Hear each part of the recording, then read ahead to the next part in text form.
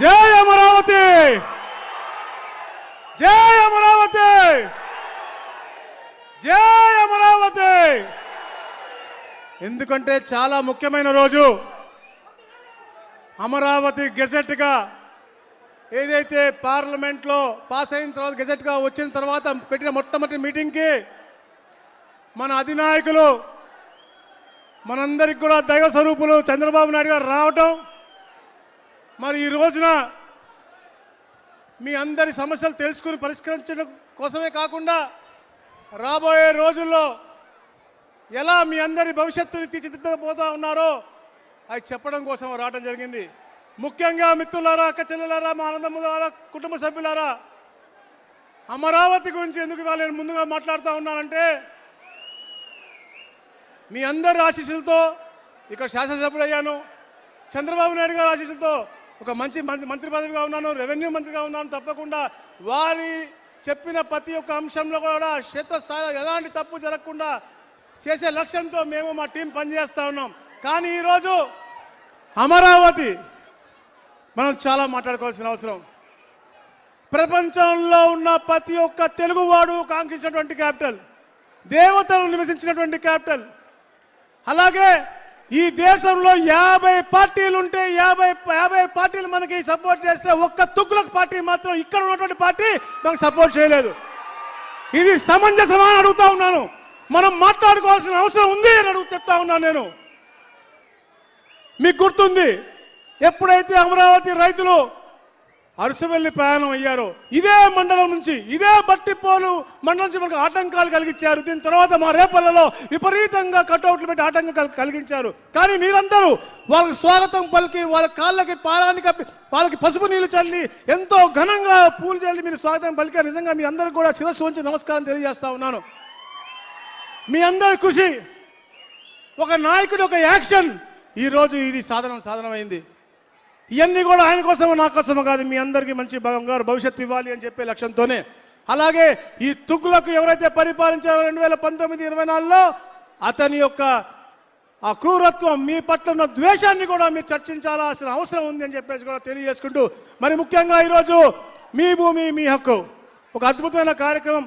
ప్రతి నెల కూడా గౌరవ ముఖ్యమంత్రి గారే క్షేత్రస్థాయిలోకి వచ్చి అక్కడ ఉన్నటువంటి రెవెన్యూ సమస్యలు తెలుసుకుని అధికారులు చేసే పనితీరు కూడా దాన్ని బేరీ చేసుకునే విధంగా ఇచ్చేసినటువంటి మా గౌరవ ముఖ్యమంత్రి వర్గాలకు స్వాగతం పలుకుతూ, అలాగే మిత్రులు, అన్నలు, సోదరులు నక్క ఆనందబాబు గారికి, ఎంపీ గారు గౌరవనీయులు కృష్ణప్రసాద్ గారికి, సహచర మంత్రివర్గ సభ్యులు గొట్టిపాటి రవికుమార్ గారికి, ఇన్ఛార్జ్ మంత్రివర్యులు అన్నలు మా కొలుసు పార్సాద్ గారికి, అలాగే మా నరేంద్ర వర్మ గారికి, మా సిఎస్ గారు గౌరవనీయులు పెద్దలు సాయి ప్రసాద్ గారికి, మా సిసిఎల్ఏ గౌరవనీయుల సోదరి జయలక్ష్మి గారికి, ఇతర పత్రికా సోదరులందరికీ కూడా పేరు పేరున నా ఉదయపూర్వక నమస్కారం మరొకసారి తెలియజేస్తాను. అలాగే ఆలపాటి రాజేంద్ర ప్రసాద్ గారికి కూడా.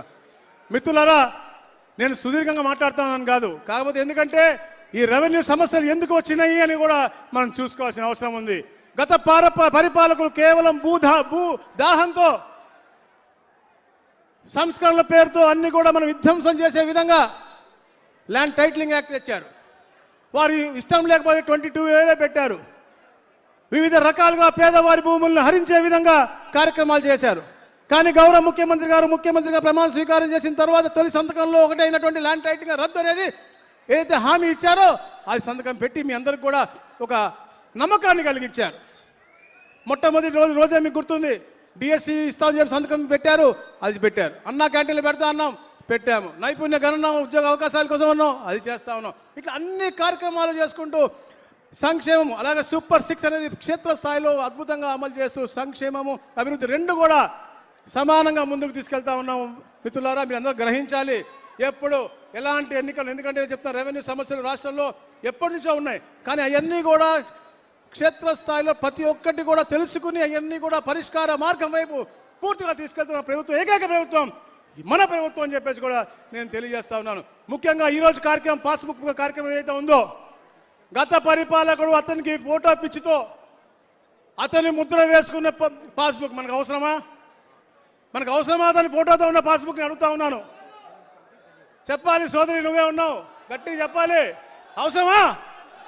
మీ అమ్మదో మీ నాన్నదో మీ తాతదో ఎవరైతే భూమి మనకి ఇచ్చారో వారి భూములు కాదు, కానీ ఇతనేదో దానం చేసినట్టుగా అతని భూమి వేసి. కానీ ఈ రోజున రాజముద్రతో 14 మీకు లక్షణాలు కల్పించేటువంటి కొత్త పాస్బుక్, అది కూడా కొన్ని తప్పులు జరిగితే అవి కూడా మా సిసిఎల్ఏ గారు సిఎస్ గారిని రెక్టిఫై చేసి ఆ ఈకేవైసీ మీతో చేయించుకుని అవి కూడా రెక్టిఫై చేసి మీకు ఇస్తా ఉన్నారు. అంటే ఈ ప్రభుత్వం యొక్క చిత్తశుద్ధి అని తెలియజేస్తా ఉన్నాను. అలాగే రాళ్ళ గురించి కూడా ఎన్ని కూడా గౌరవ ముఖ్యమంత్రిగా తెలియజేస్తారు, కానీ ఆ తుగ్లక్ యొక్క ఆలోచన తీరు నేను చెప్తా ఉన్నాను.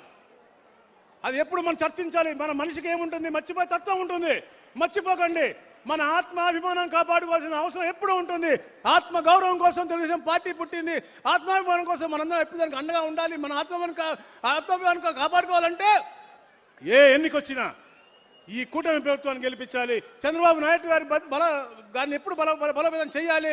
లోకేష్ గారి ఆలోచన అయితే ఈ దేశంలో పెట్టుబడులు తన్నుకుంటూ వస్తూ ఉన్నాయి అంటే అది వారి యొక్క ఆలోచన. అలాగే గౌరవ డిప్యూటీ సీఎం అంటే పవన్ కళ్యాణ్ గారి యొక్క మంచితనం, వారి యొక్క ఆలోచన.